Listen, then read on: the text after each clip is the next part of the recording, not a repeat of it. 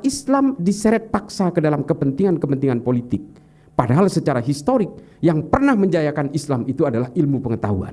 Berapa pemikiran-pemikiran anti Tuhan sekalipun itu dikeluarkan oleh juga orang-orang Islam di Arab. Pemikiran-pemikiran ateis juga dikeluarkan oleh pemikir-pemikir Islam, karena memang ketika itu kebebasan yang luar biasa diberikan oleh Islam untuk berkembangnya ilmu pengetahuan. Ya, berjumpa kembali bersama saya Ridho Seran.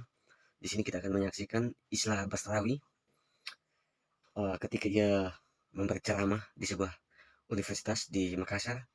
Baru kali ini baru saya mengetahui bahwa Islah Bastrawi ternyata sepintar itu dan secerdas itu. Semua mahasiswa tercengang ketika mendengar beliau ceramah. Menurut saya bisa diuji loh kalau dengan Rocky Gerung tuh, mereka tuh bisa diuji logika mereka tuh. Mari kita saksikan. Rekan-rekan mahasiswa, negara harus mewaspadai pergerakan paham radikal yang kini tidak hanya menyasar kalangan bawah, tetapi juga meluas ke kalangan intelektual yang pada kesempatan ini akan dikaji lebih dalam dengan ancaman radikalisme pada kaum intelektual yang dikupas lebih dalam oleh Direktur Eksekutif Jaringan Moderat Indonesia, Bapak Islah Badrawi. Namun sebelumnya mohon izin untuk membacakan CV beliau dulu. Bapak Islah Badrawi lahir di Bangkalan pada tanggal 21 April tahun 1971. Beliau menempuh pendidikan Pondok Pesantren Syekhona Khalil Bangkalan Madura tahun 1986, Fakultas Sastra Universitas Nasional Jakarta tahun 1989, Kajian Sejarah dan Filsafat Islam Extension Program di Zaytuna Institute, Berkeley, California tahun 1999. Beliau juga bagian dari Ikatan Pelajar Nahdlatul Ulama IPNU dan juga Himpunan Mahasiswa Islam HMI. Saat ini beliau menjabat sebagai Direktur Eksekutif Jaringan Moderat Indonesia, Ketua Yayasan Sinergi Moderasi Nusantara SMN, dan juga sebagai tenaga ahli pencegahan radikalisme, ekstremisme, dan terorisme Mabes Polri. Hadirin, kita sambut Bapak Islah Badrawi.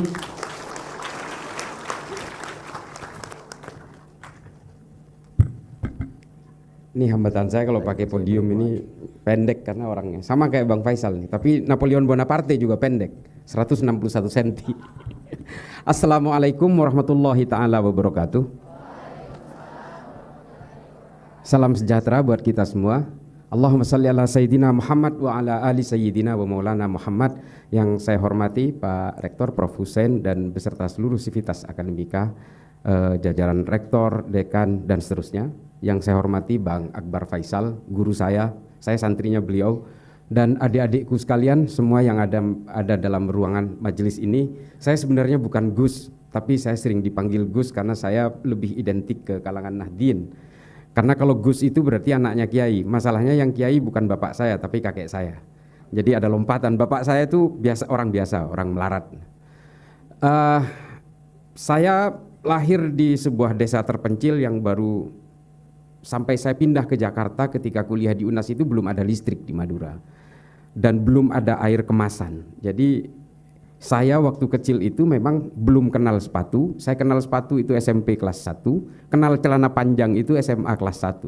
Ketika saya nyantri, saya biasa sarungan. Setiap hari biasa sarungan.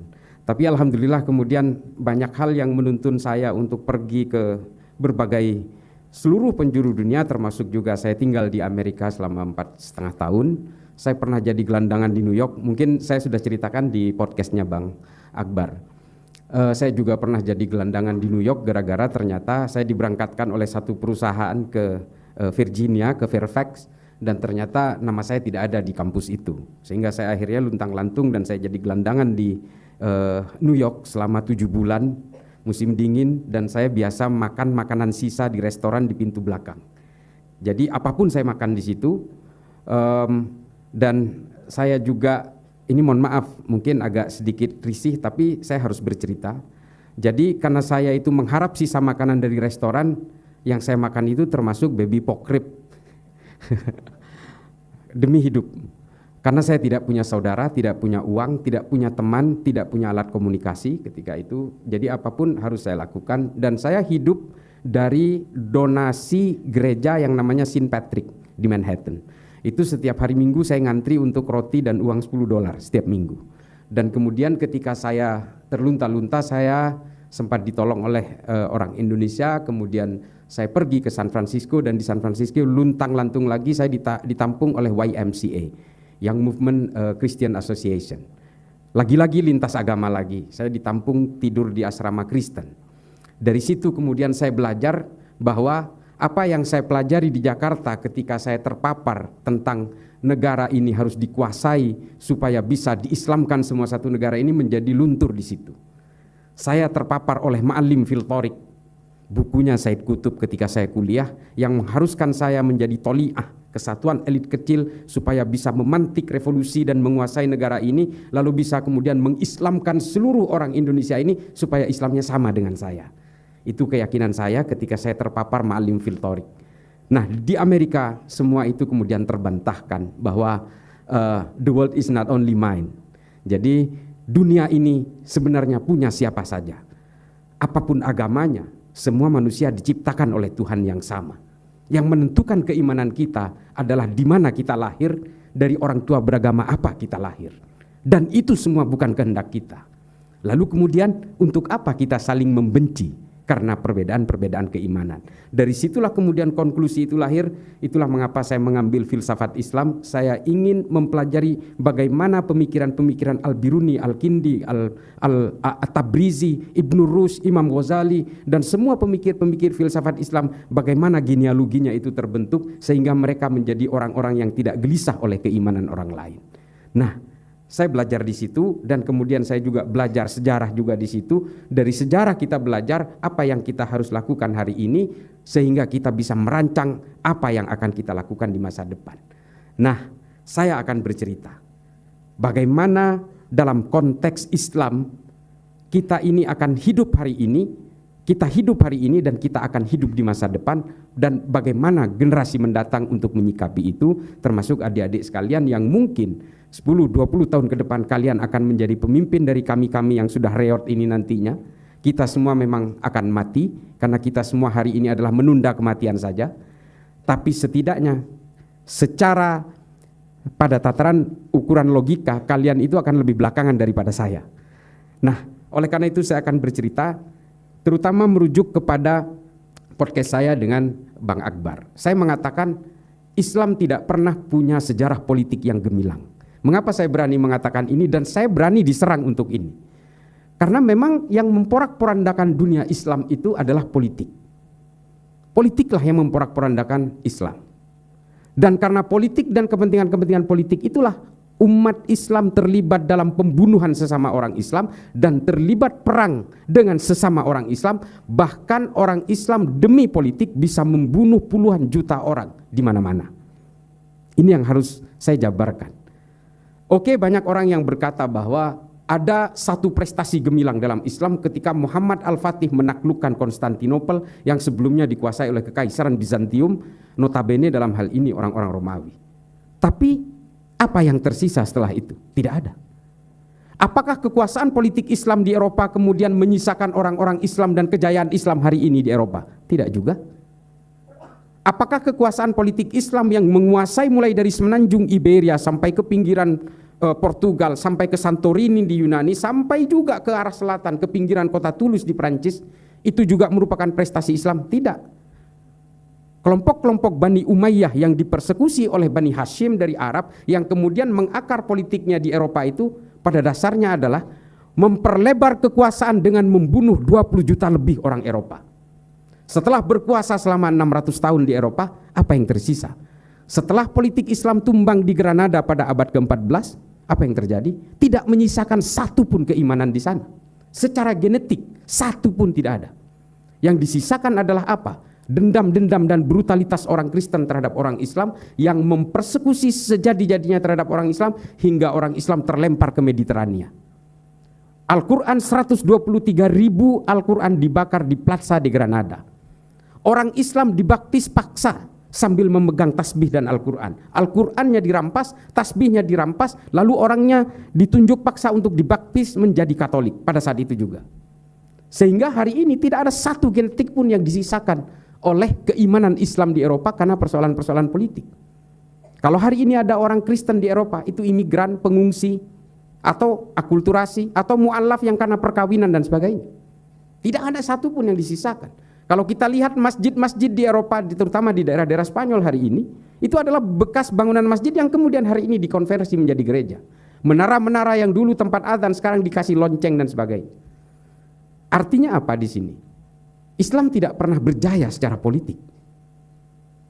Dan Islam tidak bisa dijayakan lewat jalur politik. Karena kalau lewat jalur politik, maka akhirnya Islam akan ditaklukkan oleh penakluk berikutnya. Demikian seterusnya. Karena dalam politik, persoalan-persoalan politik akhirnya akan runtuh oleh penaklukan-penaklukan. Demikian seterusnya. Betapa hebatnya Bani Abbasiyah yang berkuasa dengan Baitul Hikmah yang luar biasa, kemudian runtuh oleh penakluk dari Mongolia. Dan selesai semuanya. Lalu muncul kemudian pemikiran-pemikiran kebangkitan politik yang tidak sanggup untuk men-trigger kebangkitan politik itu lagi. Yang akhirnya sanggup untuk membangkitkan politik Islam itu akhirnya tetap satu faktor saja, ilmu pengetahuan. Dengan ilmu pengetahuan Islam menjadi jaya, dia tidak terlibat dalam sektor-sektor wilayah, batas-batas negara dan sebagainya. Dia betul-betul no boundaries, borderless. Dan kemudian ilmu pengetahuan dalam Islam ini mengilhami ilmu pengetahuan dari seluruh dunia, dan kemudian Islam menjadi kontributor utama dalam peradaban manusia. Ini mungkin kita tidak pernah tahu karena kita tidak pernah baca sejarah. Bagaimana tulisannya Ibnu Khaldun dalam Al-Muqaddimah mengilhami John Locke, John Maynard, Adam Smith untuk merumuskan teori-teori ekonomi dan demokrasi modern hari ini. Tulisan-tulisan Abu Bakar Ahmad Ad-Dinawari dalam Al-Mujalasah wa Jahirul Ilmi mengilhami Jürgen Habermas untuk merumuskan teori Verfassungspatriotismus. Indah sekali. Perdebatan antara Imam Ghazali dan Ibnu Rushd dalam Tahafud Al-Falasifah dan Tahafud At-Tahafud mengilhami seorang pemikir dan filsuf dari Eropa bernama Thomas Aquinas yang membuat buku Summa Theologica. Buku Summa Theologicanya Thomas Aquinas isinya adalah intipati dari dua buku utama dalam filsafat Islam, Tahafud Al-Falasifah dan Tahafud At-Tahafud. Lalu kemudian pemikir-pemikir Islam ini berdiaspora dan diadaptasi, dan kemudian semua menjadi luntur, turun dan runtuh keilmuan Islam ini setelah Islam kembali berkenalan dengan berbagai tujuan-tujuan politik baru. Ini yang kemudian menjadi masalah. Setiap umat Islam ini bersentuhan dengan tujuan-tujuan politik, impian-impian politik, pada akhirnya umat Islam berhadapan dengan apa yang kita sebut sebagai the dream of building the castle in the sky. Hanya bermimpi untuk membangun istana di atas awang-awang. Dan ini tidak pernah terwujud. Dan bagaimana kemudian umat Islam semakin diporak-porandakan oleh berbagai kepentingan politik di Arab Saudi untuk kepentingan salah satu keluarga Ibnu Saud untuk melepaskan diri dari cengkeraman Kekaisaran Ottoman di bawah seorang ulama yang kemudian membuat fikih-fikih baru yang bernama Muhammad bin Abdul Wahab. Bagaimana pemikiran Ibnu Taimiyah pada abad pertengahan lewat Majmu' al-Fatawa, Al-Wala' wal-Bara' yang dibuat untuk kebangkitan politik Islam pada masanya dimodifikasi oleh seorang ulama Saudi bernama Muhammad Said Al-Qahtani. Namanya Al-Wala' wal-Bara' fil Islam. Ini yang kemudian membuat porak-poranda impian-impian politik umat Islam di seluruh dunia hingga hari ini. Kemudian ditambah parah oleh pemikiran-pemikiran Hasan Al-Banna, Said Qutb fi Dhilalil Quran, Ma'alim fil Tariq, Muhammad Qutb, Jahiliyatul Qarnin Isrin, Abu Bakar Naji, Idarat At-Tawahhus. Kemudian semuanya menjadi luluh lantak dan hanya melahirkan berbagai firqah-firqah yang berbasis kekerasan, ekstrim, teror, intoleran dan sebagainya. Ini gara-gara semuanya adalah ketika Islam diseret paksa ke dalam kepentingan-kepentingan politik. Padahal secara historik yang pernah menjayakan Islam itu adalah ilmu pengetahuan. Ketika Islam bersentuhan dan betul-betul fokus dalam ilmu pengetahuan, Islam betul-betul berkontribusi terhadap peradaban manusia. Dan Islam tidak mengenal dunia-dunia yang eksklusif. Islam hanya mengenal berbagai kepentingan terhadap al-insaniyah qablat tadayyun.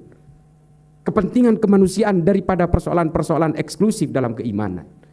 Islam tidak kemudian mengenal lintas budaya, lintas bangsa, lintas keimanan. Bagaimana kemudian Al-Ibri, seorang pendeta Kristen, bisa merumuskan jaga jarak dalam pandemi. Ini yang menciptakan adalah, jadi kalau kemarin ketika COVID itu ada jaga jarak, ini yang menciptakan konsep pertama kali ini namanya Al-Ibri, seorang pendeta Kristen. Di mana dia merumuskan? Di Baghdad, di Baitul Hikmah, bersama Imam An-Nawawi. Ini diterangkan dalam salah satu jurnal yang sudah terbit pada masa itu nih. Hebatnya kejayaan Islam pada masa itu adalah dia sudah punya jurnal namanya Akhbari Moghulan. Jadi jurnal pertama di dunia ini justru diterbitkan di Baghdad. Dan Baghdad ketika itu adalah epicentrum peradaban manusia, ekonomi, politik, budaya, semua berpusat di Baghdad di bawah pemerintahan Islam. Nah, politik Islam kemudian ikut berjaya lewat ilmu pengetahuan. Hari ini kita tidak lagi melahirkan berbagai ilmuwan-ilmuwan yang luar biasa dari Islam, sekelas Ibnu Khaldun, Al-Khawarizmi yang menciptakan angka 0 dalam matematika. Kita tidak lagi melahirkan itu, dan kita tidak melahirkan ilmu-ilmu kedokteran baru seperti yang anatomi tubuh yang dilakukan oleh Ibnu Sina. Ibnu Sina juga yang mengukur jarak bulan dan matahari tanpa memakai alat. Ini bisa dibaca literaturnya banyak sekali. Dan bahkan umat Islam juga menciptakan prototipe embrio pertama untuk penciptaan lensa yang kemudian dikembangkan oleh masyarakat di Jerman. Ini banyak sekali. Tapi bukan hanya dalam sisi yang positif memang. Beberapa pemikiran-pemikiran anti Tuhan sekalipun itu dikeluarkan oleh juga orang-orang Islam di Arab.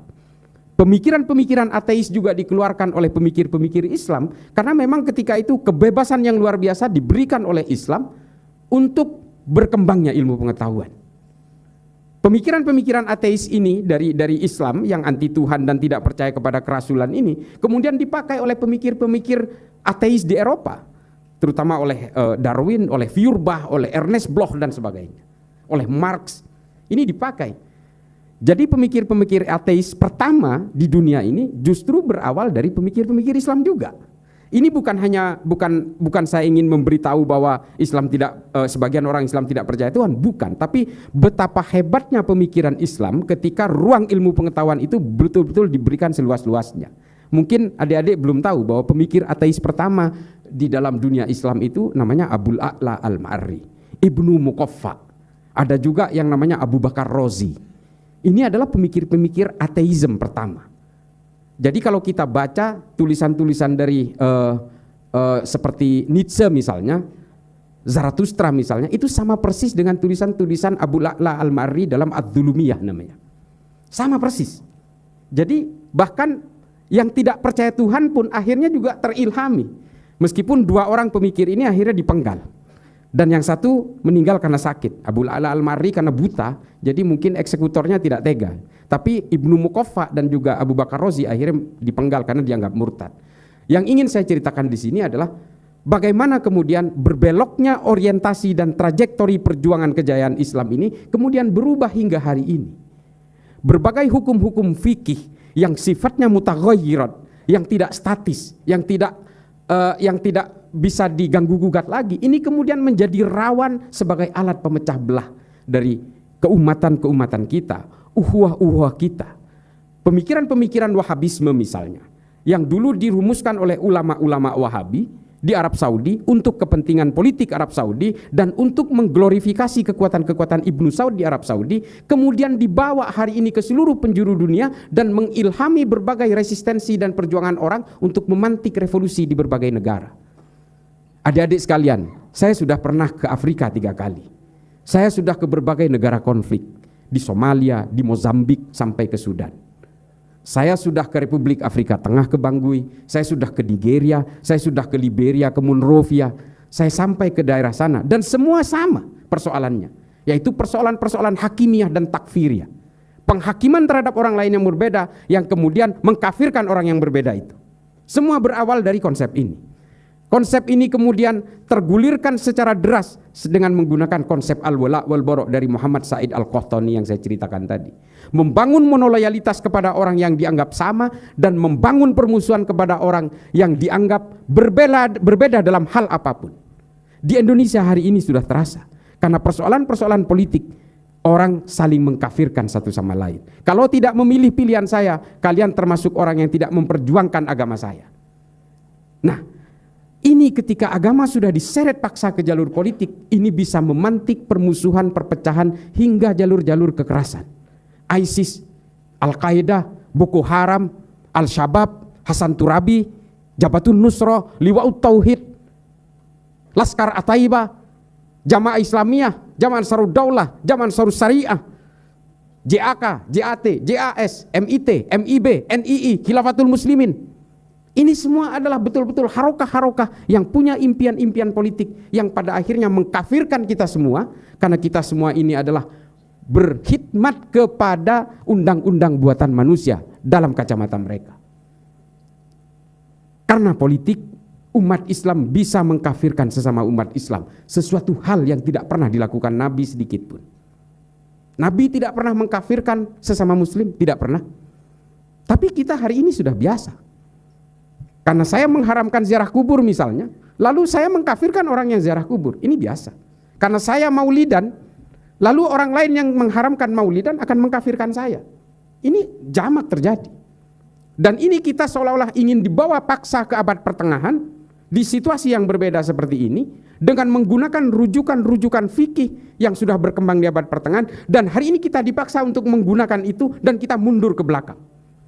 Orang-orang tidak pernah punya anggapan hari ini dan semuanya merasa paling otentik dan paling orisinil ajaran agamanya. Padahal ini konsep yang salah. Kalau kita menganggap bahwa ajaran agama kita yang paling orisinil dan paling otentik, ya jangan hidup hari ini. Jangan hidup hari ini. Hari ini 100% kehidupan kita kalau dilihat dari segi otentisitas sudah jauh dari zaman Nabi. 1000% bahkan. Ada dua hal dalam agama. Ada thawabit, ada mutaghayyirat. Yang mutaghayyirat ini tidak baku, bisa dirubah. Tafsirnya bisa dirubah. Saya sudah mengatakan di podcastnya Bang Akbar Faisal. Riba positif haram. Al-Quran ini. Allahu ahallal bai'a wa harramar riba. Jelas. Jelas. Tapi apakah bank itu masuk riba? Ini kan tafsir mutaghayyirat, bisa diperdebatkan. Pertanyaannya, kalau kita ngotot mengharamkan bank konvensional, kita semua hari ini menjadi orang munafik. Gedung ini tidak mungkin tidak melibatkan bank konvensional. Naik pesawat tidak mungkin. Naik haji tidak mungkin nggak naik pesawat. Dan pesawat itu semua menggunakan uang berbunga dicicilnya. Nyewa pun pakai uang berbunga, pakai bank. Makanya saya heran kadang-kadang ada satu ajaran yang mengharamkan orang kerja di bank, dia memilih berhenti, tapi kemudian jadi supir Grab. Ada Oppo, oke, berbunga. Akhirnya dia jualan habatus sauda. Dia pikir impor ekspornya habatus sauda dari Yaman itu tidak menggunakan bank. Ini anomali peradaban manusia yang kemudian menjebak kita karena kita betul-betul terhantui oleh otentisitas. Jangan salah, ada mutaghayyirat yang bisa dirubah. Dan Islam ini berkembang karena Islam ini dirancang untuk menjadi agama yang bisa merahmati seluruh alam semesta sampai hari kiamat. Kalau kita stagnan di abad pertengahan, sampai nggak kita ke hari kiamat menjadi rahmat? Nggak bisa. Apalagi Islam diglorifikasi sebagai bejana untuk kebencian, caci maki, kekerasan. Nggak sampai hari kiamat kita sudah tidak menjadi rahmat. Dan tidak akan laku. Islam tidak mempunyai daya tariknya. Orang masuk Islam karena ingin menikahi perempuan Islam yang cantik, bukan karena ketertarikan spiritual. Nah, adik-adikku sekalian, apa yang saya sampaikan ini adalah bahwa marilah jayakan agama kita ini lewat ilmu pengetahuan. Kalau lewat jalur politik, apalagi dengan mimpi-mimpi khilafah yang didengung-dengungkan oleh Hizbut Tahrir, oleh Ikhwanul Muslimin dan sebagainya, ini pada akhirnya akan membawa dekadensi terhadap dunia Islam sendiri. Karena impian-impian daulah khilafah Islamiyah inilah kemudian yang menciptakan firqoh-firqoh berbasis kekerasan karena mereka ingin mewujudkan satu gerakan revolusi. Seperti yang ditulis oleh Said Qutb dalam Ma'lim fil Thoriq. Perlu saya kasih gambarannya, kalau ada yang belum tahu tentang Ma'lim fil Thoriq. Kenapa saya kemudian sadar bahwa saya ini betul-betul dibohongi oleh Ma'lim fil Thoriqnya Said Qutb.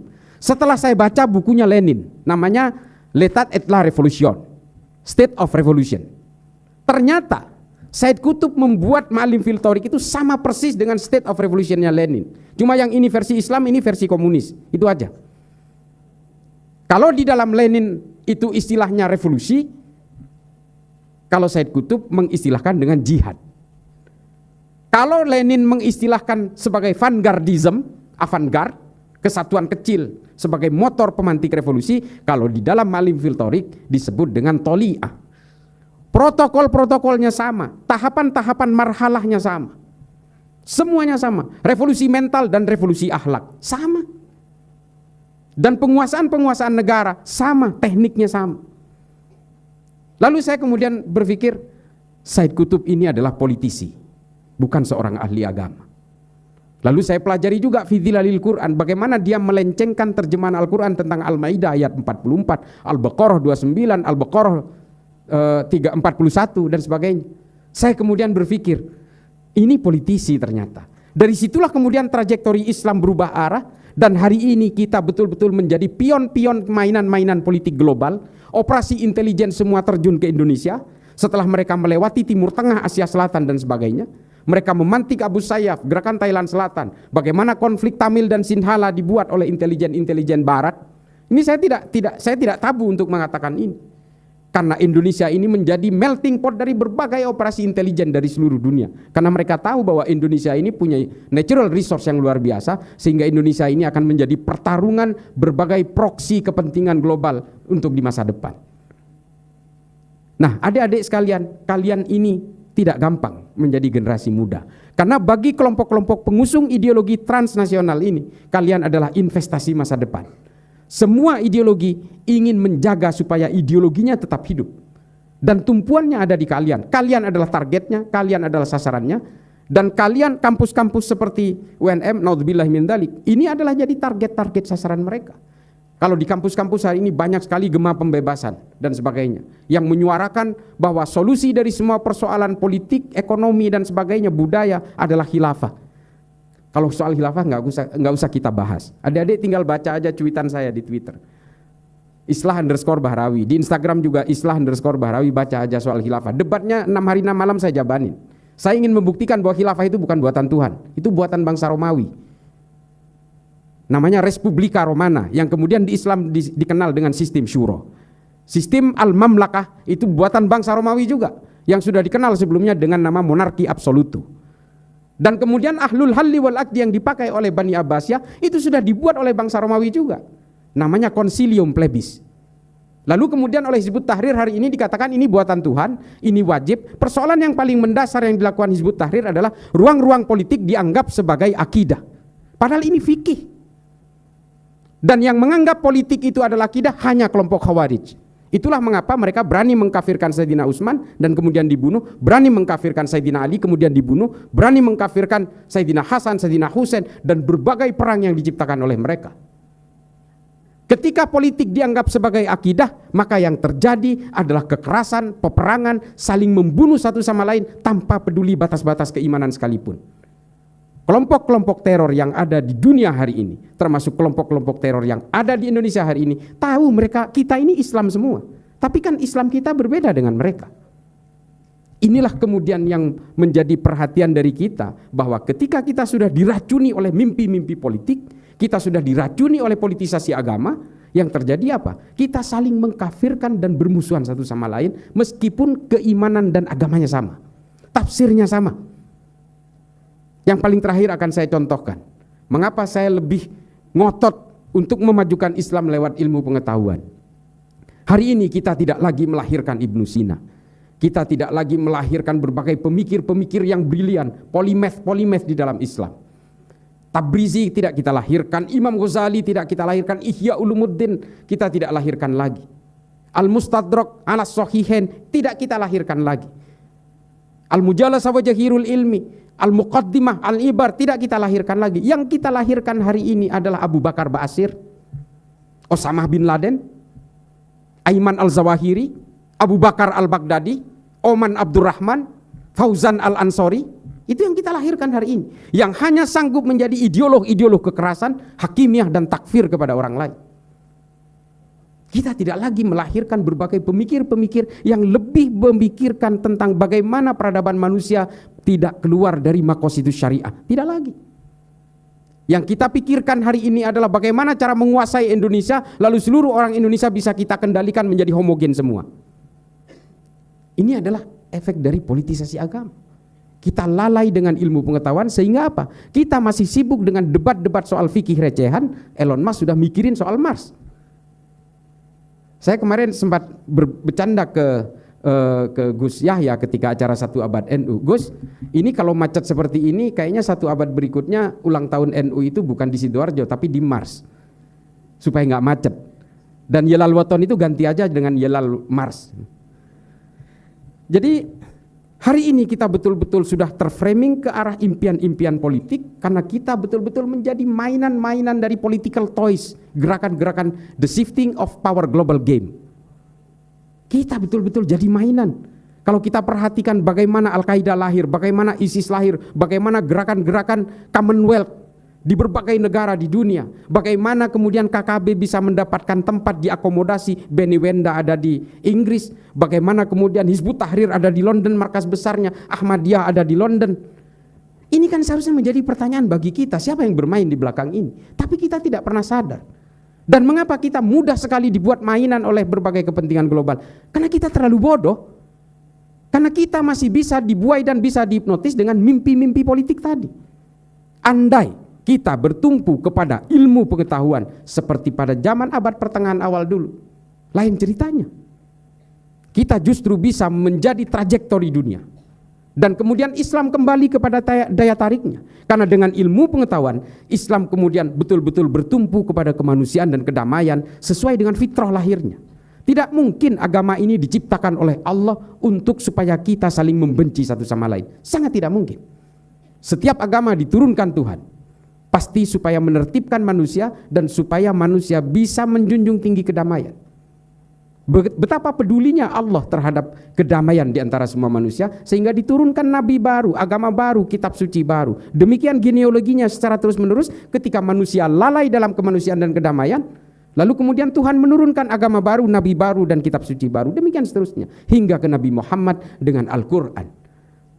Kalau kemudian kita merasa berislam hari ini, tapi kemudian kita masih gelisah oleh keimanan orang lain, kita masih membenci orang lain karena berbeda, berarti kita sudah melenceng dari fitrah kelahiran agama itu sendiri. Dan inilah tafsir yang menyimpang itu. Islamnya benar, sudah benar sesuai fitrah lahirnya. Tafsirnya yang dibuat menyimpang dan menipu kita semua hari ini. Saya kira begitu, mudah-mudahan kita bisa lanjut ke dalam diskusi nantinya. Mudah-mudahan ini bisa menjadi manfaat bagi saya pribadi yang fakir ilmu ini. Akhiran, ihdinas siratal mustaqim wallahul muwafiq ila aqwamit thoriq. Assalamualaikum warahmatullahi taala